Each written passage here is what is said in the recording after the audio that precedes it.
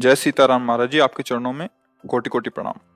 महाराज जी, भगवान के नाम को किस तरह और कितना जपें जिससे शीघ्र ही स्वरूप बोध हो जाए? प्यास ऐसी हो जैसे कई दिनों से किसी को पानी ना पिलाया जाए और फिर रबड़ी रखी जाए उसके सामने, फिर उसके सामने 56 भोग रखे जाएं, वो क्या करेगा?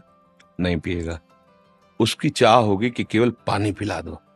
ऐसी नाम जब की प्यास हो और व्याकुलता ऐसी हो जैसे तुम्हें यमुना में अभी ले चले और कहें डुबकी लगाओ और फिर आपको दबा दें और दबाए रखें। जो श्वास लेने की व्याकुलता आपके अंदर हो, वैसी व्याकुलता हो तो बिगड़ी जन्म अनेक की अब वहीं सुधरे आज, अभी भगवत साक्षात्कार हो जाए। व्याकुलता हो ऐसी जैसे यमुना में डुबोने पर श्वास लेने की चेष्टा करने पर फिर दबाया जाए, वो एकदम श्वास के लिए व्याकुल हो रहा है, प्राण व्याकुल हो रहे हैं। और प्यास ऐसी हो कि जैसे पानी की चाह वाले को रबड़ी रसगुल्ला रखा जाए। ब्रह्मादिक के भोग शब्द विषम लागत ताहि, नारायण ब्रज चंद की लगन लगी है जाए। ऐसी तो चाह हो और ऐसी व्याकुलता हो कि दरस बिन दूखन लागे नए। जब से तुम बिछुरे पिए प्यारे कबहु न पायो चैन। अभी हम चैन से सो रहे हैं, चैन से खा रहे हैं और हम भगवत प्राप्ति की बात कर रहे हैं। भगवत प्राप्ति कब? नारायण हरिभजन में ये पांचों न सुहात, विषय भोग निद्रा हंसी जगत प्रीति बहुबात। बस केवल अपने प्रभु का सुमिरन और उनसे मिलन की चाह। बस फिर आपको एक प्रश्न ही नहीं करना पड़ेगा कि कैसे तत्वबोध हो, कैसे प्रेम प्राप्त हो। समझ रहे हो बच्चा? महाराज जी, अशांति, भयंकर जलन अज्ञान के कारण या प्रारब्ध के कारण या फिर वर्तमान अपराध बन जाने के कारण होती है? सबका मूल अज्ञान ही है।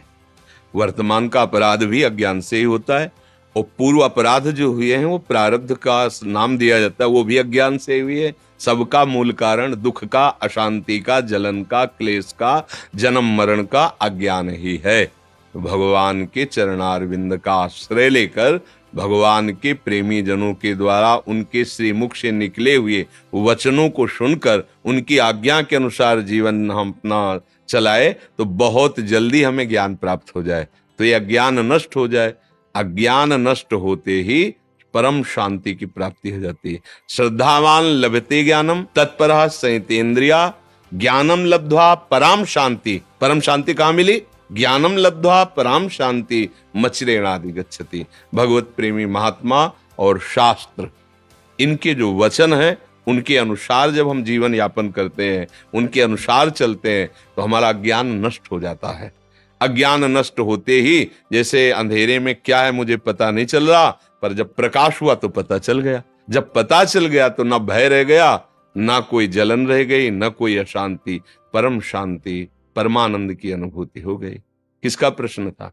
हाँ बच्चा, खूब नाम जप करो, भगवद आश्रित रहो, माता पिता की सेवा करो। अभी नई अवस्था है, ब्रह्मचर्य पर दृष्टि रखो, गंदे आचरणों की वृत्ति वाले लोगों का संग न करो, दृश्य न देखो, वैसा बात न करो। बड़े भाग्य हैं जो आप परमार्थ संबंधी जिज्ञासा रखते हैं, पर इसकी अनुभूति के लिए जैसा आदेश हो गुरुजनों का, शास्त्रों का, वैसे चलने पर अनुभूति होगी।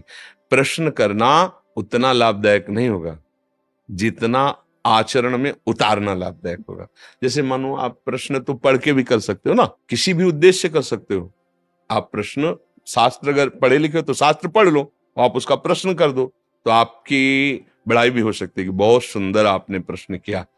पर वो आपको लाभ तभी मिलेगा जब आप अनुभूति में लाए।